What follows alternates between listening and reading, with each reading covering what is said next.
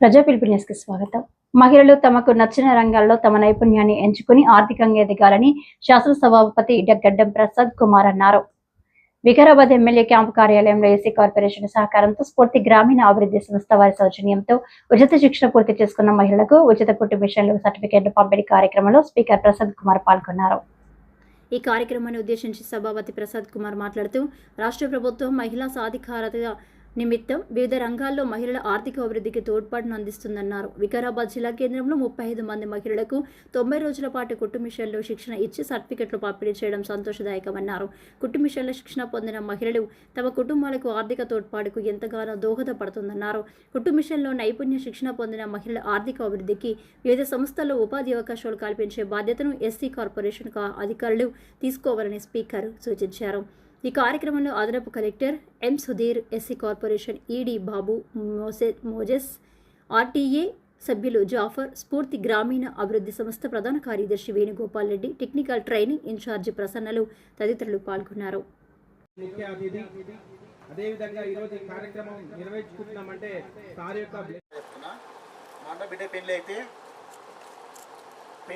పెళ్లి పిల్ల డిజైన్ చీర డిజైన్ అవన్నీ చేపిస్తారానికి పోతే 5 లక్షల రూపాయలు తీసుకున్నాం.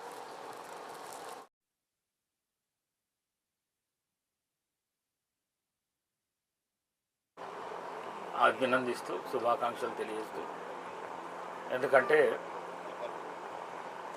ఇంట్లోకెళ్ళి బయటికెళ్ళి కుట్టు మిషన్ శిక్షణ నేర్చుకొని మీ కుటుంబాన్ని పోషించుకునాలనే ఉద్దేశంతో మీరు బయటికి రావడమే చాలా గొప్ప పని.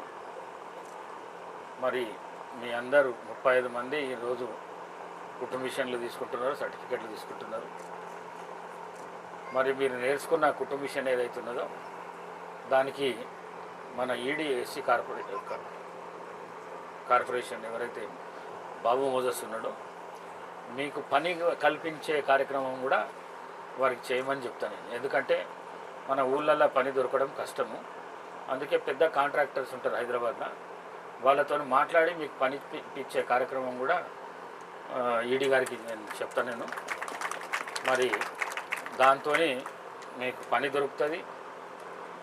ఆ పనితోని కొద్దిగా పైసలు వచ్చే కార్యక్రమం ఉంటుంది. మీ పిల్లలను మీరు చూసుకొని వాళ్ళ చదువులకు కానీ లేకుంటే ఇంటి వీటికి కానీ వాడుకోనికి వస్తాయి. ఇక ప్రభుత్వం ఇచ్చిన కార్యక్రమాలన్నీ ఇప్పుడు సుధాకర్ రెడ్డి మాట్లాడేటప్పుడు అన్నీ చెప్పిండు మీకు. అవన్నీ ప్రభుత్వము ఇంకా మస్తు చేయాలని ఉన్నది ప్రభుత్వానికి. కానీ ఇంతకుముందు 10 ఏళ్ళు మనం అవకాశం అధినేత ఎవరైతున్నారో ఆయన ఈ రాష్ట్రాన్ని మొత్తము అప్పులమయం చేసిపోయాడు.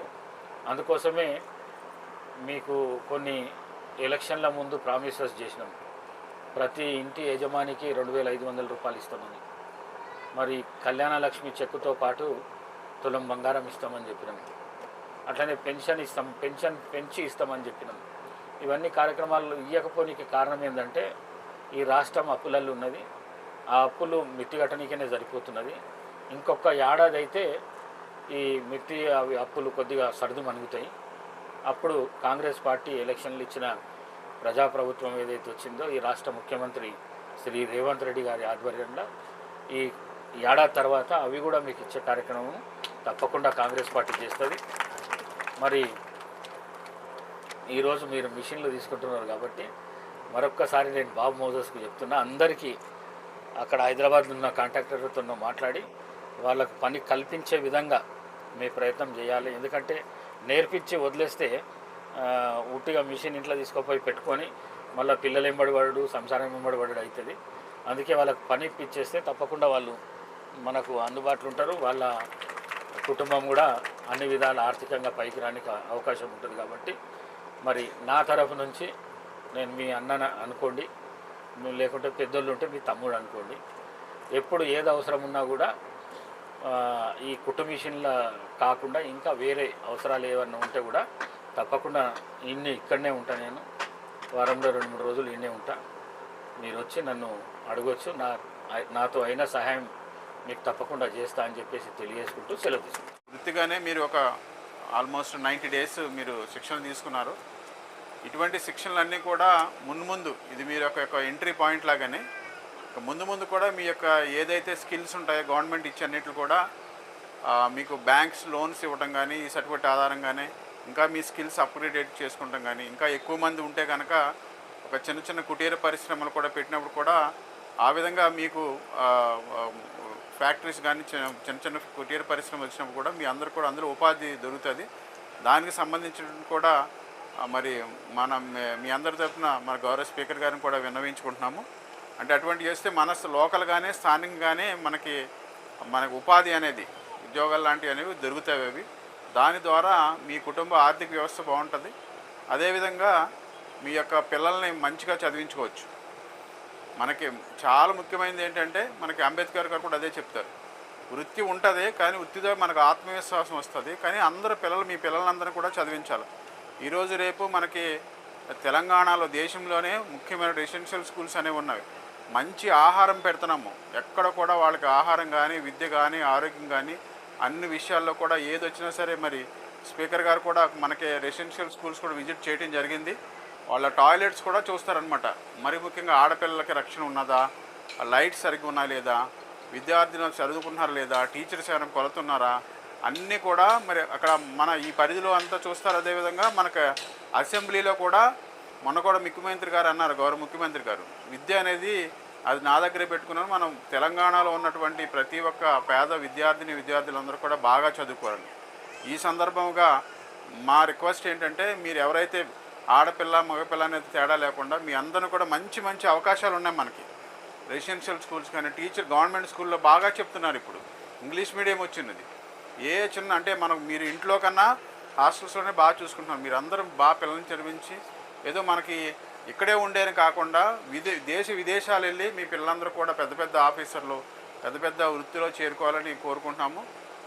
ఈ సందర్భంగా ఏంటంటే మనం ఒక మాట్లాడుకుంటే అవకాశం వచ్చింది. మీ వృత్తి చేసుకుంటేనే దానిలో వచ్చినటువంటి ఆదాయం ఏదైతే ఉంటుందో పిల్లలకి ఆరోగ్యం మీద విద్య మీద ఎక్కువ మీరు ఖర్చు పెట్టి వాళ్ళు ఇంకా మంచి మనిషిగా తయారవ్వాలని కోరుకుంటున్నాం. ఈ సందర్భం మీకు ఏదైతే ఇప్పుడు ఇస్తారో అవన్నీ కూడా మీకు ఏదైనా సరే మీరు ఇక్కడ మన స్పీకర్ గారు ఉన్నారు. తర్వాత స్టేజ్ మీద చాలామంది మన గ్రామానికి సంబంధించినటువంటి కానీ మున్సిపాలిటీకి సంబంధించినటువంటి నాయకులందరూ ఉన్నారు. మీకు తెలుసు చాలామంది. వాళ్ళ దగ్గరికి వెళ్ళినా వాళ్ళ ద్వారా సార్ గారికి వెళ్ళి మీకు ఎంత సహాయం చేస్తారు మీరు అడగాలన్నమాట. ఇది అవకాశం ఉన్నదండి. ఒక 10 మంది కలిసి 20 మంది కలిసి ఇది అవకాశం ఉంటే తప్పనిసరిగా ప్రభుత్వం అన్ని విధాలుగా సహాయం ఇస్తుంది. అదేవిధంగా మనకి ప్రభుత్వం చాలా సంక్షేమ కార్యక్రమాలు చేపడుతుంది. ఆ సంక్షేమ కార్యక్రమాలు ఏమున్నాయని కూడా మీరు కంపల్సరీగా తెలుసుకుని అందులో కూడా భాగస్వాములు అయ్యి మీరు ఆర్థికంగా అన్ని విధాలుగా డెవలప్ అవ్వాలని కోరుకుంటున్నాను. ఈ అవకాశం ఇచ్చిన గౌరవ స్పీకర్ గారికి మనకు ధన్యవాదాలు తెలుస్తూ ముగిస్తాను. సార్ యొక్క ఆధ్వర్యంలోని మరి శిక్షణ కార్యక్రమము స్ఫూర్తి అనే సొసైటీ ద్వారా మన గవర్నమెంట్ ఎస్సీ కార్పొరేషన్ ద్వారా మరి 30 మందికి మీరు శిక్షణ పూర్తి చేసుకున్నారు దిగ్విజయంగా.